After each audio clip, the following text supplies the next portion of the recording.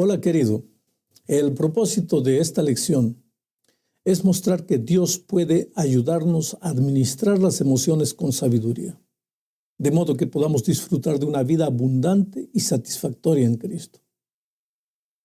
Mira, empezaremos diciendo que al salir de las manos del Creador, el ser humano era perfecto. Todo era muy bueno, afirma la Biblia.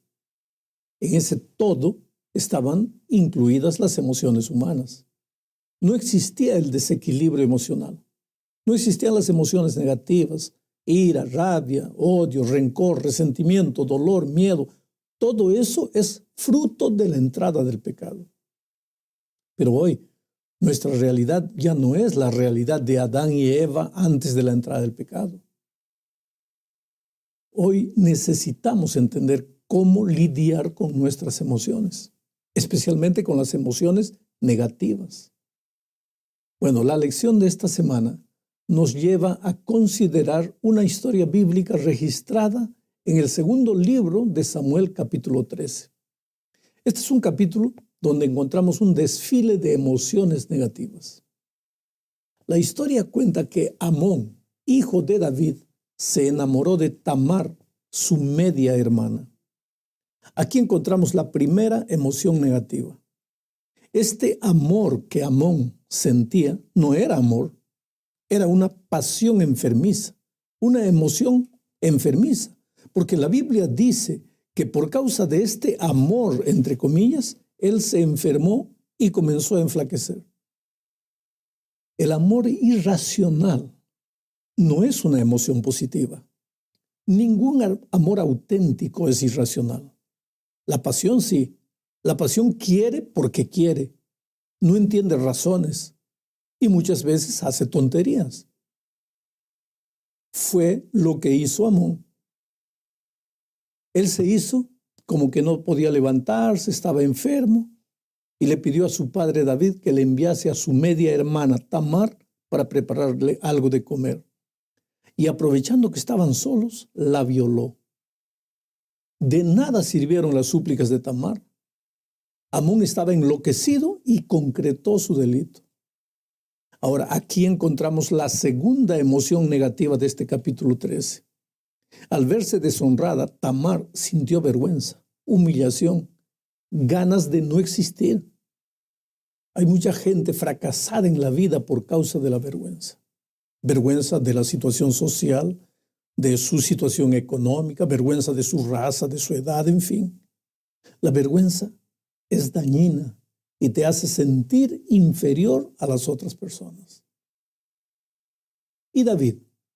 Bueno, cuando David se enteró de lo que había sucedido entre sus dos hijos, se encendió su ira. Y aquí encontramos una tercera emoción negativa de esta historia: ira, cólera, rabia.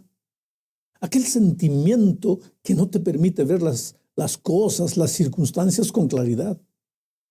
¿Sabes? Hay mucha gente que cometió asesinatos por causa de la ira. Evidentemente, esta es una emoción perjudicial. Bajo cualquier punto de vista, la ira no es una buena consejera. Pero sucedió algo más. Cuando la historia llegó a los oídos de Absalón, que era hermano de padre y madre de Tamar, su corazón se llenó de odio y planeó vengarse. Ahora, no creo que este sentimiento, el deseo de venganza, le haya hecho bien a Absalón, porque la venganza no le hace bien a nadie. Inclusive está probado que en la mayoría de los casos, el vengador se arrepiente de lo que hizo y después vive angustiado el resto de su vida. Pero aquí vemos dos emociones negativas más: el odio y el deseo de venganza. ¿Será que en este momento, por algún motivo, tú puedes identificarte con Amón, o con Tamar, o con David, o con Absalón? ¿Qué hacer cuando emociones negativas empiezan a gobernar tu vida? ¿A dónde ir en busca de ayuda? Yo te digo una cosa: ve a Jesús. Jesús es el único capaz de arrancar de tu corazón esos sentimientos destructivos que están acabando con tu vida. Entramos ahora a la segunda parte de la lección. Aquí se habla de emociones positivas. Leamos lo que dice Colosenses 3, 12 al 14. Mira, vestíos pues como escogidos de Dios, santos y amados, de entrañable misericordia, de benignidad, de humildad, de mansedumbre, de paciencia, soportándoos unos a otros y perdonándoos unos a otros, si alguno tuviere queja contra otro. De la manera que Cristo os perdonó, así también hacedlo vosotros. Y sobre todas estas cosas, vestíos de amor, que es el vínculo perfecto. Vestíos de amor, que es el vínculo perfecto. El amor, querido, no es una emoción, es un principio, pero es la fuente de todas las emociones positivas. Dios es amor, por tanto, cuando Pablo dice vestíos del amor, está diciendo, id a Dios, permaneced en Él. Ahora, ¿no fue eso que Jesús dijo en Juan 15, 4? Mira, permaneced en mí y yo en vosotros. Como el sarmiento no puede dar fruto de sí mismo si no permanece en la vid, así tampoco vosotros si no permanecéis en mí. Frutos. Aquí se habla de frutos. Y muchas de las emociones positivas son frutos del Espíritu Santo. Es la manera natural como reacciona el Hijo de Dios delante de las circunstancias adversas de la vida. Pero para que esto sea una realidad en la experiencia, es necesario vivir una vida de comunión diaria con la fuente del poder y del amor que es Jesús. Lo interesante es que las emociones negativas o positivas afectan tremendamente a la salud. Las negativas hacen mal, lógico, y las positivas hacen bien. Las emociones tienen un gran poder para darnos salud o, por el contrario, para enfermarnos.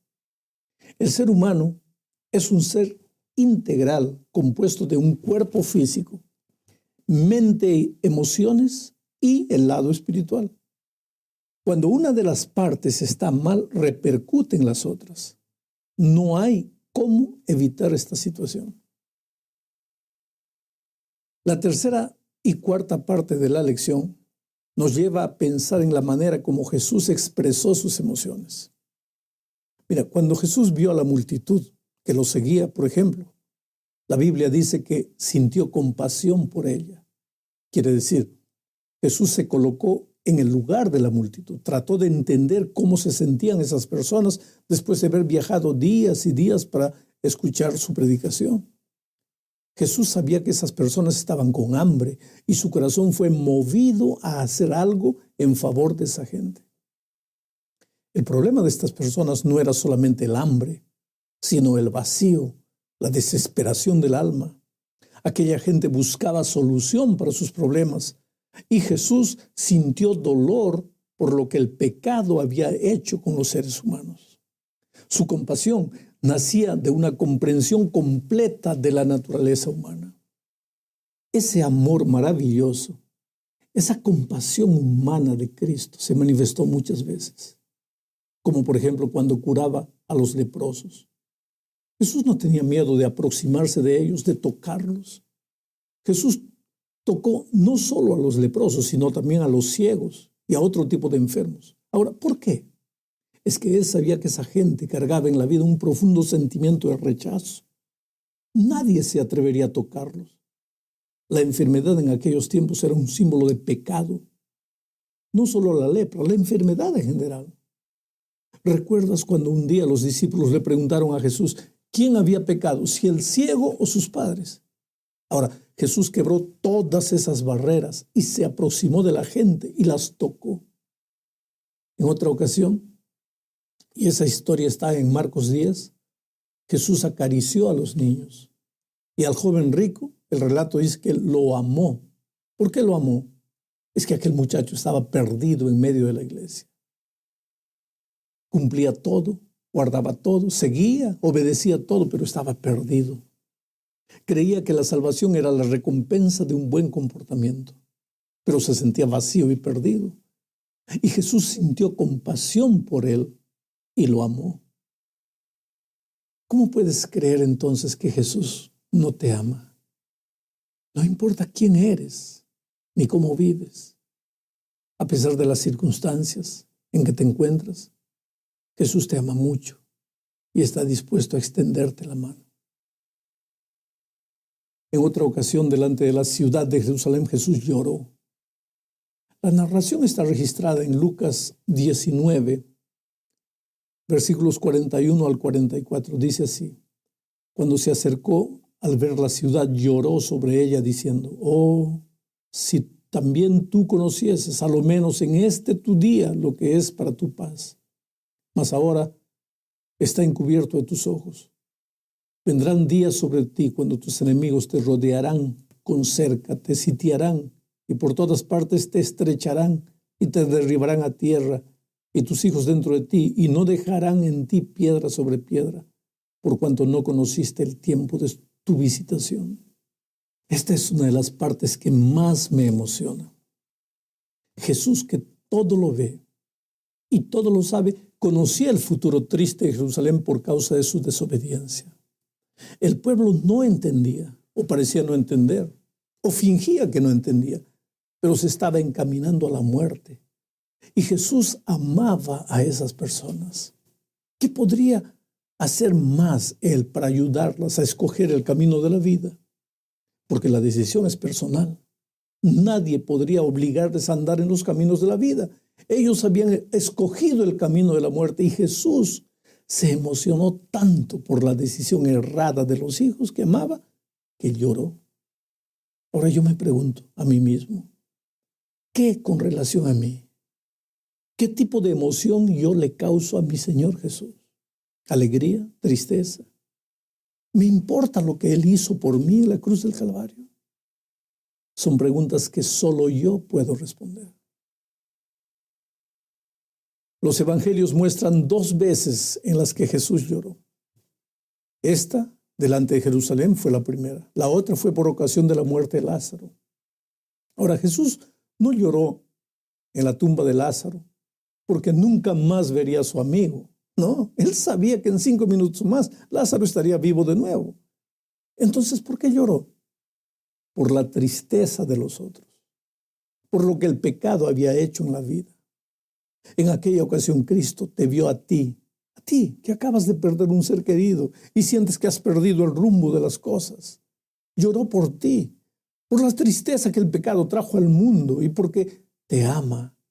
Muchas veces, Él a veces tiene que dejar que tú llores, porque es en el dolor que tú creces.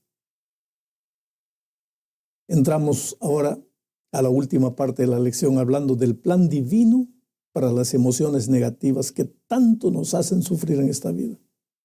Cuando Cristo vuelva a esta tierra, todo será hecho de nuevo. El ser humano también será transformado. Esto corruptible se vestirá de incorruptibilidad. ¿Sabes lo que eso significa? Estas emociones corruptibles, las que surgieron después del pecado, ira, llanto, dolor, angustia, desaparecerán. Esa es la promesa de Apocalipsis capítulo 21, versículos 1 al 4. Mira, voy a leer. Dice así: vi un cielo nuevo y una tierra nueva, porque el primer cielo y la primera tierra pasaron, y el mar ya no existía más. Enjugará Dios toda lágrima de los ojos de ellos, y ya no habrá muerte, ni habrá más llanto, ni clamor, ni dolor, porque las primeras cosas pasaron. Las primeras cosas pasaron. ¿No es maravilloso? Acabó. Nunca más. Pero hasta que no llegue ese día, necesitamos ir a Jesús todos los días y permitir que Él opere en nosotros el milagro de la transformación. Eso es lo que hizo Juan. Llegó al Señor Jesús como el Hijo del trueno y fue transformado en el discípulo del amor. ¿Cómo? A través de la convivencia diaria. Seguramente muchas veces Juan lloró su fracaso. Seguramente muchas veces pensó que no lo lograría. Es que traía una herencia genética terrible. Esa era su personalidad. Se dejaba arrastrar fácilmente por las emociones negativas, del odio, de la ira. se enojaba con facilidad y se arrepentía después de lo que hacía, pero ya era demasiado tarde. Ya había herido a las personas que amaba con sus palabras o con sus acciones. Pero a pesar de eso, creyó que Jesús era la única solución para su vida y lo buscó y lloró en sus brazos y le dijo muchas veces que no quería ser más como era. Y de repente, sin él mismo percibirlo, ya no era más el hijo del trueno, se había vuelto el discípulo del amor. Por eso, queridos, no debes desanimar. Continúa con Jesús. Aunque te parezca que nada mejora en tu vida, aunque creas que estás perdiendo el tiempo, sigue adelante. La transformación sucede imperceptiblemente. Nadie ve la mano de Dios trabajando en el interior del ser humano. Es como la planta del trigo. Si siembras un grano de trigo hoy y después de 2 días abres la tierra, vas a ver que todo parece igual, que nada sucede. Pero cuando menos imagines, la plantita aparecerá y crecerá día a día, sin que lo notes, y dentro de un tiempo estará produciendo frutos en abundancia. Esta es una de las partes que más me emociona. Yo siempre creo de todo corazón en el poder transformador de Jesucristo. Nada está perdido, no te desanimes. Caíste, levanta. Vuelves a caer, vuelve a levantarte. No hay batalla perdida con Cristo. Insiste en tu comunión diaria, en tu devoción personal. Y después me cuentas las maravillas que Dios hace en tu vida. Que Dios te bendiga.